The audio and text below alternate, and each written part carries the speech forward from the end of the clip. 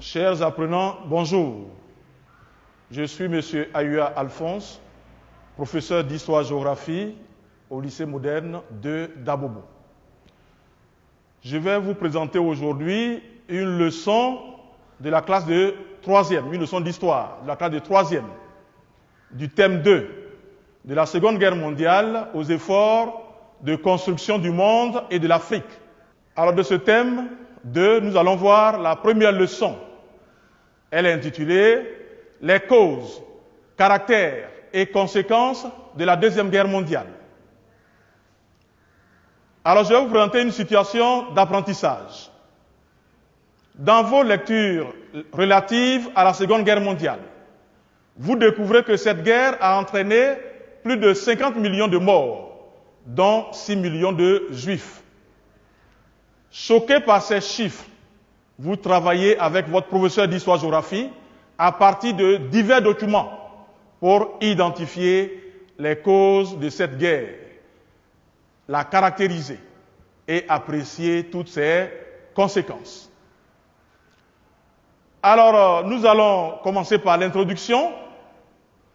Et ici, nous allons dire simplement que la Première Guerre mondiale s'est achevée en 1918 sur une note selon laquelle elle est la dernière des guerres. Ça veut dire que pour les spécialistes, c'est la dernière des guerres. Et pourtant, 20 ans après, le monde est de nouveau en guerre. C'est la Deuxième Guerre mondiale de 1939 à 1945. Il convient d'analyser les causes, les caractères et les conséquences de cette guerre. Alors, si vous avez suivi l'introduction, au niveau de sa chute, nous avons relevé 3 éléments. Donc, dans la première partie, nous allons analyser les causes de la Seconde Guerre mondiale. Cette guerre a connu plusieurs causes. Alors, ces causes-là, nous pouvons les regrouper en 2 catégories. Il y a d'abord les causes lointaines, et ensuite, nous avons la cause immédiate, c'est-à-dire la cause qui va déclencher directement la Seconde Guerre mondiale. Donc, on revient au petit 1, c'est-à-dire aux causes lointaines. Ici, nous avons relevé 4 causes lointaines. La première, c'est le refus des clauses du traité de Versailles par l'Allemagne. Chers apprenants, entendez ici clause par décision. Alors, à Versailles, l'Allemagne est tenue pour responsable de la guerre. Elle s'est sentie humiliée par les décisions qui ont été prises à son encontre. Nous allons voir quelques-unes de ces décisions. Sur le plan financier, l'Allemagne est condamnée à payer d'énormes réparations.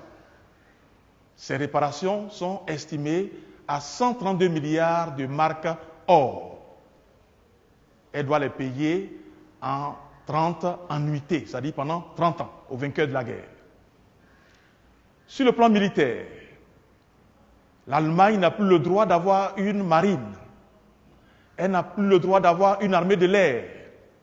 Son effectif militaire, qui était de 100 000 hommes avant la guerre, est réduit maintenant à 15 000 hommes. Sur le plan économique également, l'Allemagne est frappée par d'énormes sanctions. On va prendre un exemple simple. Les usines de la roue, c'est la région la plus riche de l'Allemagne, c'est le poumon économique de l'Allemagne. Toutes ces usines sont démantelées au profit des vainqueurs de la guerre. Donc, pour toutes ces raisons, l'Allemagne estime que le traité de Versailles est un diktat inacceptable. D'autant plus qu'elle n'a pas été invitée à cette réunion. Et pour se venger de cette humiliation, le peuple allemand va élire en 1933 Adolf Hitler, qui est le chef du Parti national allemand, connu sous le sigle de nazi. Il est nommé chancelier. Chancelier dans le contexte allemand, c'est le Premier ministre. Il va donc dénoncer les clauses du traité de Versailles et il va même aller plus loin, il va refuser de les appliquer. Il s'agit notamment, sur le plan militaire, il refuse le désarmement. Il va même remilitariser la Rhénanie en mars 1936. Il va reconstituer une nouvelle force aérienne. Il va rétablir le service militaire obligatoire. Sur le plan financier, Hitler refuse de payer les réparations dont nous avons parlé plus haut. Sur le plan économique, il met fin au démantèlement des usines de la Ruhr.